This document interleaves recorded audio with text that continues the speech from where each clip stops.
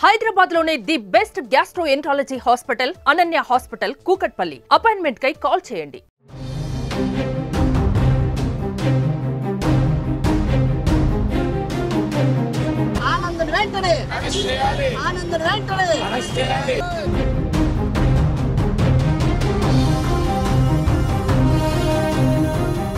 మా ఊరు కౌతాలం.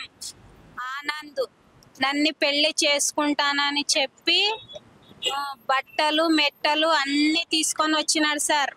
కానీ మా ఊర్లో ఎవ్వరు మాకు న్యాయం చేయట్లేదు. Police station తొలుకొని వెళ్ళినాడు. 4 గంటల నుంచి 7 గంటల వరకు అక్కడే కూర్చోబెట్టుకున్నాడు సార్. కానీ మా ఊర్లో 2 రోజులు సిఐ సార్ అందువల్ల వాడిని బాగా కొట్టి వాళ్ళ కుటుంబంలో మొత్తం ఎక్కడ బంధువులు ఉన్నారో వాళ్ళ మామూలు మొత్తం అందరు కొట్టినారు సార్. వాడిని 2 రోజులకే మనసు మార్చుకునేటట్టుగా చేసినారు. తర్వాత నేను అడిగితే, నేను నిన్ను పెళ్లి చేసుకోను, నీ కడుపులో బిడ్డకి నేను ఏదో ఒకటి మా పెద్దలను అడిగి డబ్బులు కడతామని చెప్పినాడు సార్ నా ముందు.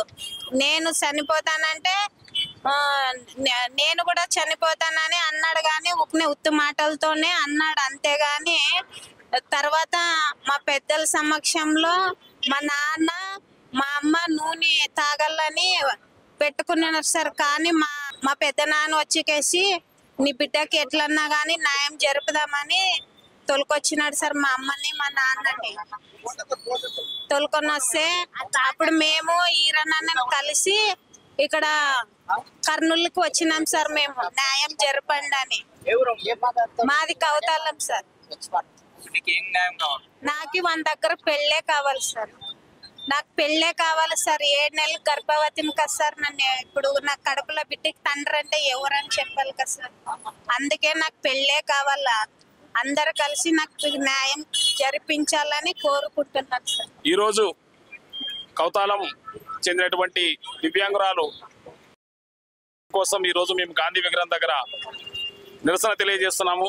ఎందుకంటే ఆ అమ్మాయిని ఒక నార్మల్ వ్యక్తి నమ్మించి నేను పెళ్లి చేసుకుంటానని చెప్పేసి ఆ అమ్మాయిని గత కొన్ని రోజులుగా శారీరకంగా వాడుకొని ఈరోజు గర్భవతిని చేసి అన్ని అయిన తర్వాత పెళ్లి చేసుకుంటానని చెప్పేసి అతను ఇష్టపడ్డా కానీ తన తల్లిదండ్రుల మాట విని, అక్కడ ఉన్నటువంటి లోకల్ రాజకీయ నాయకుల మాట విని, ఒక వికలాంగురాలను చేసుకుంటే నువ్వు ఎలా సాగుతావు అని చెప్పేసి ఆ అబ్బాయికి మాయ మాటలు చెప్పి ఈ రోజు ఆ అబ్బాయిని డైవర్ట్ చేయడం జరిగింది.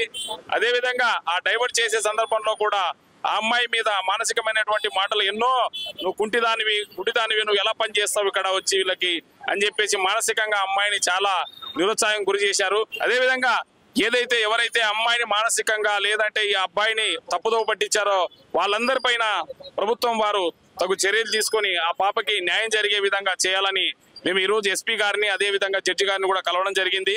దయచేసి ఈ మీడియా ద్వారా మేము తెలియజేయడం ఏమిటంటే ఆ పాపకి కంపల్సరీ ఆ అబ్బాయితో పెళ్లి. ఎందుకంటే ఆ అమ్మాయి ఇప్పుడు 7 నెలల గర్భవతి. ఎందుకంటే రేపు పుట్టబోయే బిడ్డని ఎవరి పేరు చెప్పుకోవాలో కూడా తెలియని పరిస్థితిలో ఉన్నటువంటి ఆ పాపకి ఈ ప్రభుత్వం వారే తగు న్యాయం చేస్తారని ఈ మీడియా ద్వారా కోరుకుంటున్నాను. నా పేరు రామాంజనేయులు, విభిన్న ప్రతిభావంతుల యువసేన అసోసియేషన్ రాష్ట్ర అధ్యక్షుడు.